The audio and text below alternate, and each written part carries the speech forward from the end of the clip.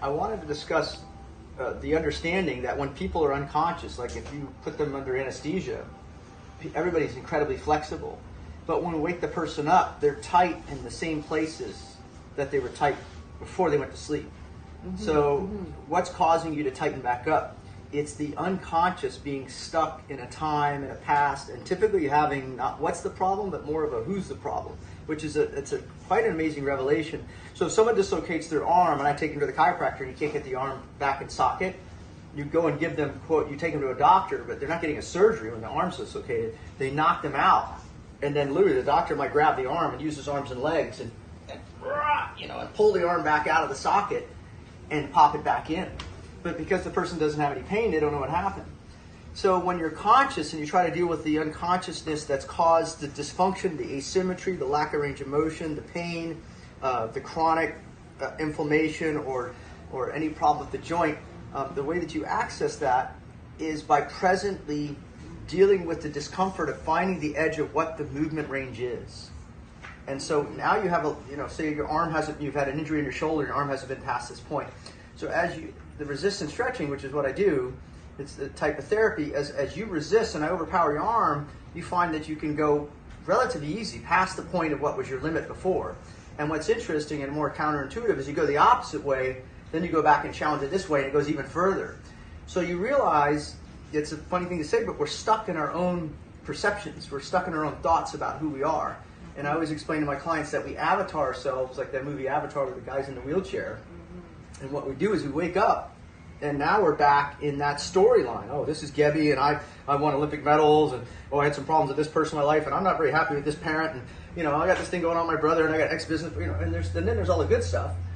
But the bad stuff, the joke of it is, if you understand healing, is nobody ever forgives. So the unconscious memory of something that was an insult or impact, be it somebody you love dying, or somebody divorcing you, or the first lover you're with, and then you thought you were going to spend the rest of your life with, and now you're 30 years later, and it didn't work out like that. So these are all minor insults, and the analogy is if you get burnt, the arm contracts, and it doesn't want to deal with letting go because it's a defense mechanism, and then you get hurt on the opposite leg, and the arm has the same frequency memory of the pain, so it gets tighter.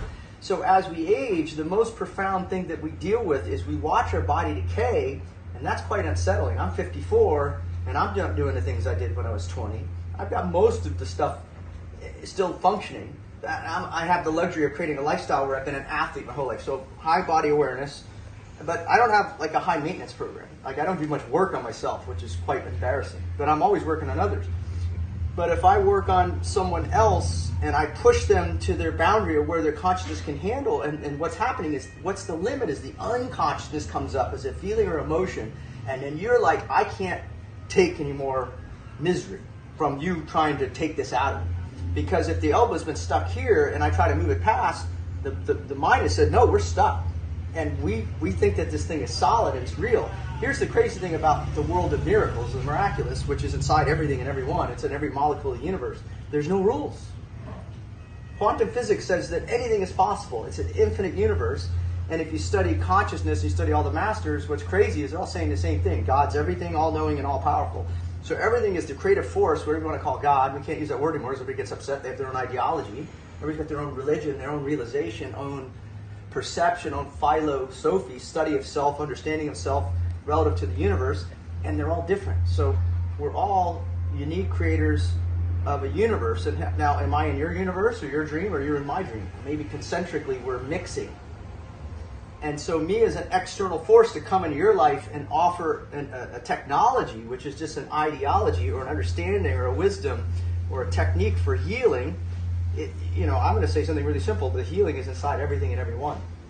But if you have something that's been really stuck in your body, it's going to take a high amount of quality of intention, intention and attention. And force times intensity equals results. So if you can output a huge amount of power, we can get a radical change fast.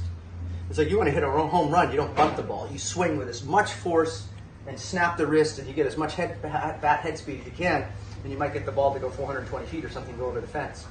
So, or you could take the same thing, which is hit the ball like a little kid, 10 feet each time, But then as you measure the progress of the ball, it'll get to the fence, and then at the end you throw it over.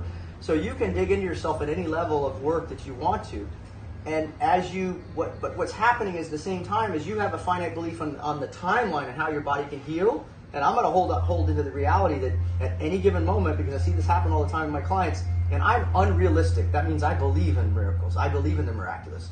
And because when I was a kid and I wanted to be an Olympic athlete, people said, "You're never, who's going to be an Olympic athlete? 10,500 people on the planet. So you can't do that." Well, but guess what? It has nothing to do with what other people think. But now that you're in my world, I'm going to remind you, I want to push you to open yourself and become mentally flexible to the field of all possibilities. And then you can have an experience where you get like sometimes a massive shift and change and like a moment. Okay.